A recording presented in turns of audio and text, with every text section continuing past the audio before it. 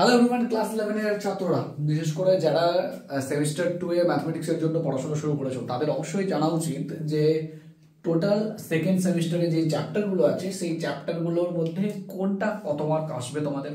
2 নম্বর কথা, কোন চ্যাপ্টারটা ইজি টু স্কোর, যাদের ম্যাথ একটু কঠিন লাগছে সেকেন্ড সেমিস্টারে, কারণ ফার্স্ট সেমিস্টারে টোটালি এমসিকিউ বেস ছিল।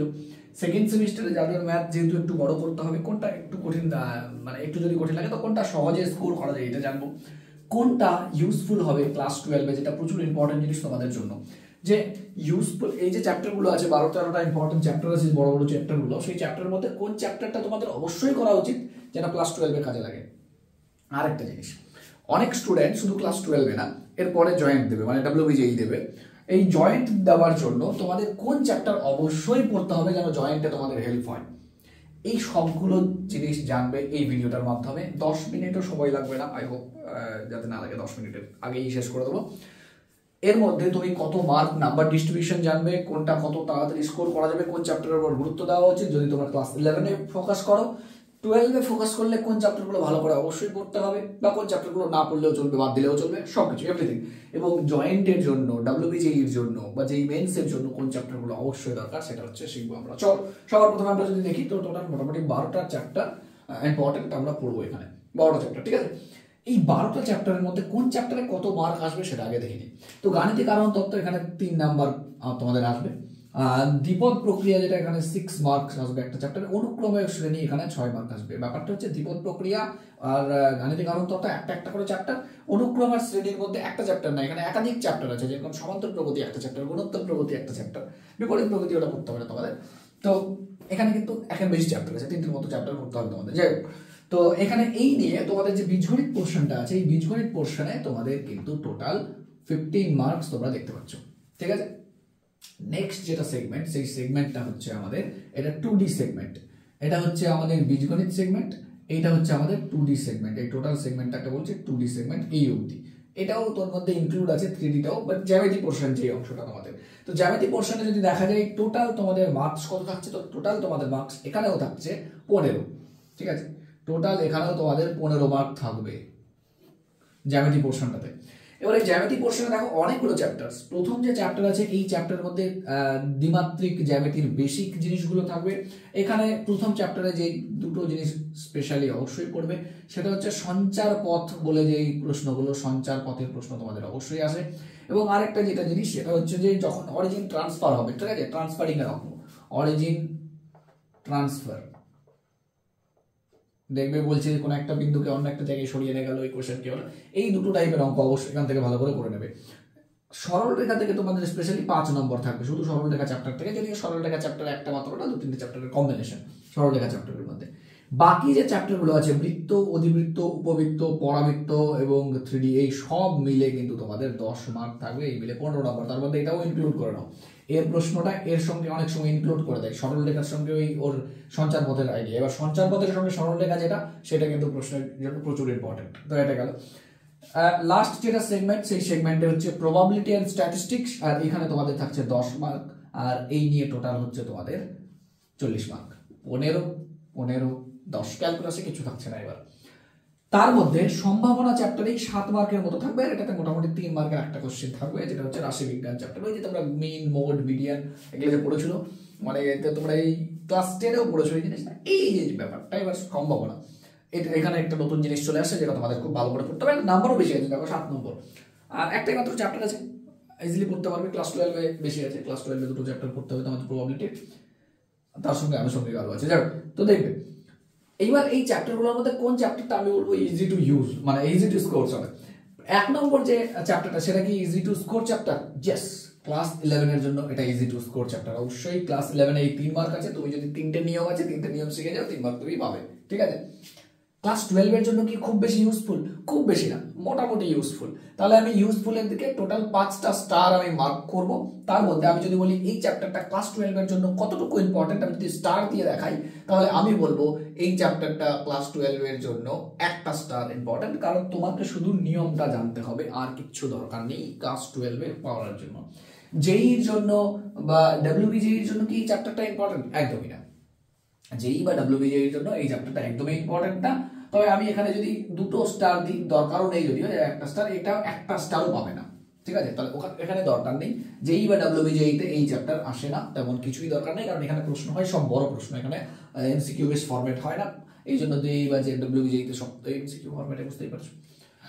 নেক্সট, দ্বিপদ প্রক্রিয়া চ্যাপ্টারটা, এই চ্যাপ্টারটাও কি ইজি টু স্কোর? ডেফিনেটলি এই চ্যাপ্টারটা অবশ্যই ইজি টু স্কোর, খুব বেশি কঠিন না। তো এটা খুব বেশি ইজি টু স্কোর আমি বলবো অবশ্যই প্রথমটা, এটা তুলনামূলক একটু কম, এটাও তুলনামূলক একটু কম। তো অবশ্যই যেহেতু 6 মার্ক আছে, কেন আমি বলছি, কারণ এখানে 6 মার্কের থেকে এই 6 মার্কটা টার্গেট করাটা অনেক বেশি সুবিধাজনক। তার কারণ হচ্ছে এখানে একটাই চ্যাপ্টার পড়বে 6 মার্ক পেয়ে যাবে, এখানে একাধিক চ্যাপ্টার পড়তে হবে তোমাকে, তবে 6 মার্ক পাচ্ছে, অবশ্যই এটা ইজি টু স্কোর। ক্লাস 12-এ কি কাজে লাগবে? খুব বেশি না, আবারও আমি বলবো ক্লাস 12-এ একটা স্টার দিয়ে দাও, এর বেশি কিন্তু কাজে লাগবে না তোমাদের দ্বিপদ প্রক্রিয়া, ক্লাস 12-এ খুব বেশি কাজে লাগবে না। যেই বা WBJEE-তে কি ইউজফুল? অবশ্যই ইউজফুল, তবে খুব বেশি ইউজফুল না। আমি বলবো তুমি 2 স্টার দিতে পারো আউট অফ 5 স্টার, ঠিক আছে? 5 স্টার মানে একদম প্রচুর পড়তেই হবে ক্লাস 12-এর জন্য, 1 স্টার মানে একদম, 2 স্টার মানে মোটামুটি। অনুক্রম শ্রেণী, এটা কি ইজি টু স্কোর? আমি ইজি টু স্কোর বলবো না এটাকে, ঠিক আছে? এটা মডারেট লেভেলের, মানে পড়তে হবে, এটার জন্য অনেকটাই পড়তে হবে, মডারেট লেভেলের। এবং এটা কি ক্লাস 12-এ ইউজফুল? আবার বলবো 1 স্টারের থেকে বেশি পাবে না, কারণ এখানে যে কনসেপ্ট আছে তার মধ্যে ফর্মুলা যে আছে, এক দুটো ফর্মুলা তোমাদের ক্লাস 12-এ কাজে লাগবে, আর কোথাও কাজে লাগবে না। ক্লাস 12-এর প্রক্রিয়া, অনেকে যদি অনুক্রম শ্রেণী তুমি কিছুই না পড়ো তাও ক্লাস 12-এ বুঝতে পারবে, কোনো অসুবিধা নেই। JEE-তে কাজে লাগবে ডেফিনেটলি, অনুক্রম শ্রেণী কিন্তু JEE-তে কাজে লাগে, ঠিক আছে? এই জন্য অনুক্রম শ্রেণীতে আমি JEE-এর জন্য দিব 3টে স্টার। এটা 2.5টা স্টার অ্যাকচুয়ালি দেওয়া উচিত, বাট 2.5টা স্টার দিব কিভাবে আমি? চলো এইভাবে দিলাম, যাও 2.5টা স্টার, হ্যাঁ 3টে স্টার। প্রশ্ন আসে, ঠিক আছে? নেক্সট যেটা 2D, এই টোটাল সেগমেন্টটা প্রথমেই বলি, এই টোটাল যে সেগমেন্টটা, এই টোটাল সেগমেন্টটা JEE বা WBJEE-এর জন্য 5 স্টার, ঠিক আছে? এই টোটাল সেগমেন্টটা JEE বা WBJEE-এর জন্য 5 স্টার। বিশেষ করে WBJEE-এর জন্য আমি লিখবো, বিশেষ করে West Bengal joint entrance examination, WBJEE-এর জন্য এটা প্রচুর ইম্পর্টেন্ট। এখান থেকে 15 থেকে 18 নম্বর আসে 100-এর মধ্যে WBJEE-তে, ঠিক আছে? 15 নম্বর তুমি ধরে রাখো, আসবেই আসবে এখান থেকে। বিশেষ করে এই সরল রেখা চ্যাপ্টার থেকে, এই সরল রেখা, বৃত্ত, অধিবৃত্ত, প্রত্যেকটা চ্যাপ্টার থেকেই আসে। তবে এই যে 5 নম্বর, 6 নম্বর, 7 নম্বর এগুলো থেকে বেশি। তারপর 8 আর 9টাও 3D টার্ম না, 3D বাদ, ঠিক আছে? এই 5, 6, 7, 8, 9, 10 এবং এগুলো জানতে গেলে একটা বেসিক আইডিয়া যেটা, সেটা তো 4 পড়তেই হবে, এই জন্য ওভারঅল ব্যাপারটাই হয়ে যাচ্ছে।